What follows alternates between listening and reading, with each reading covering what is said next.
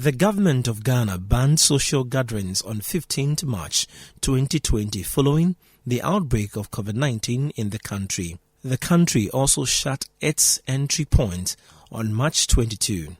Parts of the country were also placed under lockdown for a period of 3 weeks.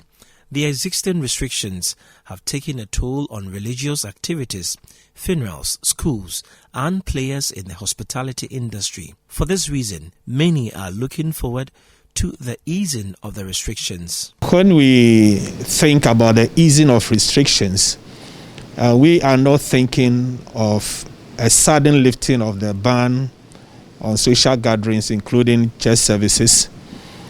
For instance, an announcement coming on a day and telling us to reopen the next day for activities. We think we should put in place the proper protocols and also to educate our members so that when we start with the new normal life of the church, or as someone would say, the different normal life of the church, we'll know how to behave when we come to church at all times.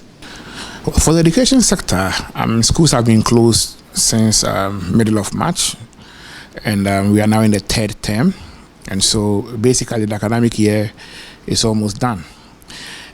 From where I sit, I see that it is difficult to salvage the gone academic year because even if the president should lift restrictions now, it will be difficult for us to quickly organize ourselves, put our schools in order and make them COVID compliant, enhance capacity of teachers and make them COVID compliant, etc.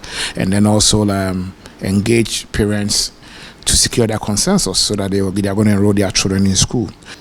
When the ease was announced, at least the hotels were allowed to operate, but we were not allowed to have conferences, we were not allowed to have events, and then also we're not allowed to have guests in our restaurants and then the swimming pool areas. Okay, so as far as the hotel industry is concerned, those are what we consider as restrictions. So if there's going to be ease in the restrictions, then we are looking at a situation where probably we'll be allowed to hold our conferences, allowed to hold events, and even have people in the restaurants. However, having the protocols in mind. Ghana's COVID-19 cases increased to 6,808 on Monday, May 5, with the number of recoveries increasing to 2,070 and the death toll remaining at 32. The World Health Organization and health experts have predicted that the virus may live with humans a little longer. This means people must adopt better ways of living with the virus to reduce infections and mortality. Major stakeholders in their bid to help the populace learn to live the new normal have presented their strategies and precautionary measures to government. Well, the document we sent was in response to the president's request for us to come up with that kind of document, specifying what protocols the churches will put in place in case there is an easing of the restrictions and to protect our members when we go to church. So in that document, we have identified the risk areas that people would have to address when we come to church. We looked at the entrances, the door handles, we look at the utility areas, we looked at the spacing when we come to church. We also looked at the nature of the building. Yeah, we have submitted a 10-point proposal to government to consider in weighing options for reopening schools.